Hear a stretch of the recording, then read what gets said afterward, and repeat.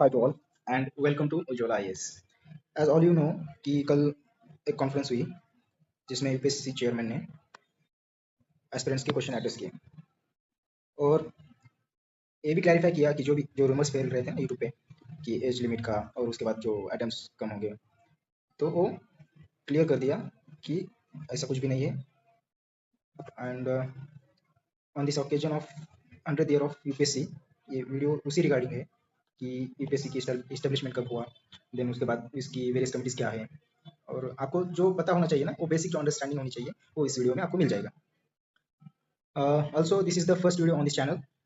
यदि आपका सपोर्ट अच्छा रहा और आपका रिस्पॉन्स जो भी कमेंट में आप करोगे, उससे मुझे पता चलेगा कि क्या कंटेंट आपको देना चाहिए। और मतलब मैं एक सोच रहा हूँ कि एक सीरीज चालू करूँ जिसमें जो कॉमन कंटेंट होता है ना सभी एग्जाम के लिए, वो फर्स्टली मैं उससे अपलोड करूँ। उसके बाद एक सीरीज चालू करूँ जिसमें यूपीएससी एस्पिरेंट जो भी 2026 के बाद मतलब 27-28 के लिए प्रिपेयर कर रहे हैं ना, उनको सपोर्ट मिल जाए और वो फाउंडेशन फ्री ऑफ कॉस्ट कर सके।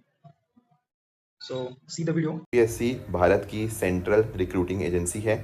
अब आप इसमें नोटिस कर सकते हैं, एक तो यूपीएससी चेयरपर्सन होते हैं और साथ साथ इसमें मेंबर्स होते हैं। उनको अपॉइंट किया जाता है बाय द प्रेसिडेंट। अब संविधान ने मेंबर्स का नंबर नहीं मेंशन कर रखा, ये प्रेसिडेंट के ऊपर होता है कि कितने मेंबर्स होंगे यूपीएससी के अंदर। साथ ही साथ कोई स्पेसिफिक क्वालिफिकेशन भी प्रिस्क्राइब नहीं है कॉन्स्टिट्यूशन में।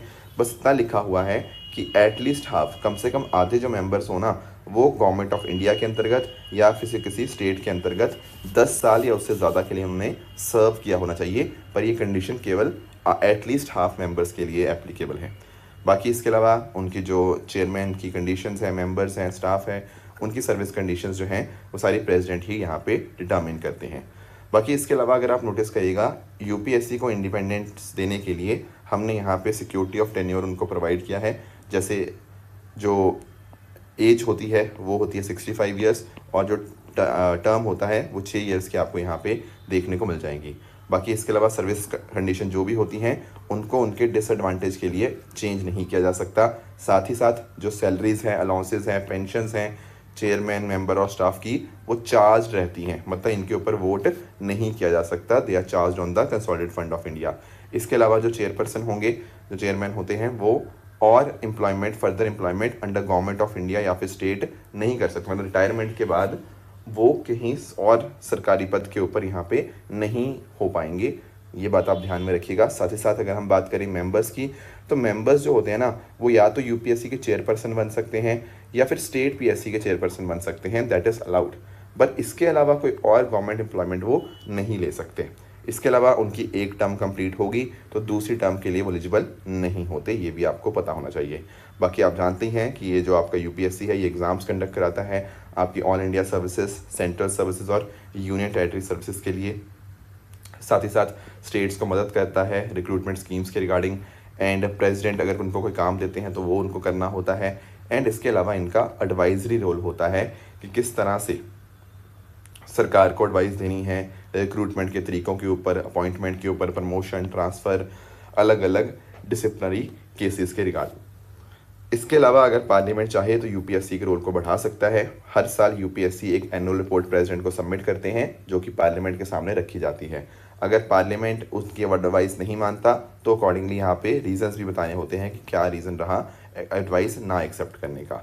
लास्टली कुछ कॉन्स्टिट्यूशन में यहाँ पे चीज़ें मेंशन भी हैं। Article 315 public service commission for union as well as state, तो स्टेट पीएससी भी आपकी होती हैं, उनको प्रोवाइड करता है। इसके अलावा आर्टिकल 320 इनके मेजर फंक्शंस को यहाँ पे बताता है। एंड टेन्योर की भी यहाँ पे बात की गई है। अब दोस्तों समय समय के ऊपर क्या होता है ना कि सिविल सर्विसेज रिफॉर्म्स के लिए कमेटीज़ बनी हैं। जैसे कुछ फेमस कमेटीज़ के बारे में अगर मैं बात करूँ तो 1976 के अंदर कोठारी कमेटी बनी थी, जिन्होंने बात करी थी कि 3 स्टेज का एग्ज़ाम सिस्टम होना चाहिए, प्रीलिम्स, मेंस और इंटरव्यू, जो कि आज के समय हमें देखने को मिलता भी है। इसके अलावा सतीश चंद्रा कमेटी 1989 में थी, इन्होंने बात की थी एसए पेपर को इंट्रोड्यूस करने की। और साथ साथ ये तो होता भी है आज, ठीक है, 250 नंबर का आपका एसए पेपर होता है, प्लस पीटी जो पर्सनैलिटी टेस्ट है उसके वेटेज बढ़ाने की हमने बात की थी।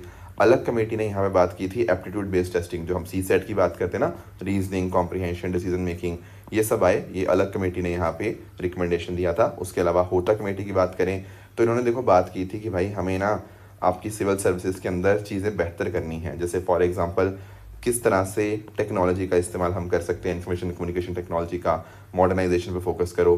देखो, और साथ ही साथ ना प्रैक्टिसेस लेके आओ, अच्छी एचआर प्रैक्टिसेस। इसका मीनिंग पता क्या है कि कैसे एक पर्सन का प्रमोशन होगा, उनको थोड़ा बेहतर करो, परफॉर्मेंस अप्रेजल सिस्टम अच्छा करो, 360 डिग्री परफॉर्मेंस रिव्यू होना चाहिए, अच्छे से उस बंदे को इवेल्युएट करो कि उसने कैसा काम किया है, उसके बेसिस के ऊपर उसके यहाँ पे परफॉर्मेंस को इवेल्युएट किया जाना चाहिए एंड अकॉर्डिंगली प्रमोशंस होनी चाहिए। फिर उसके अलावा निगाह विकर कमेटी जो है ना, उन्होंने मेन स्ट्रक्चर को रिव्यू किया और उन्होंने बताया कि ऑप्शनल सब्जेक्ट के ऊपर जो निर्भरता है उसको कम की जानी चाहिए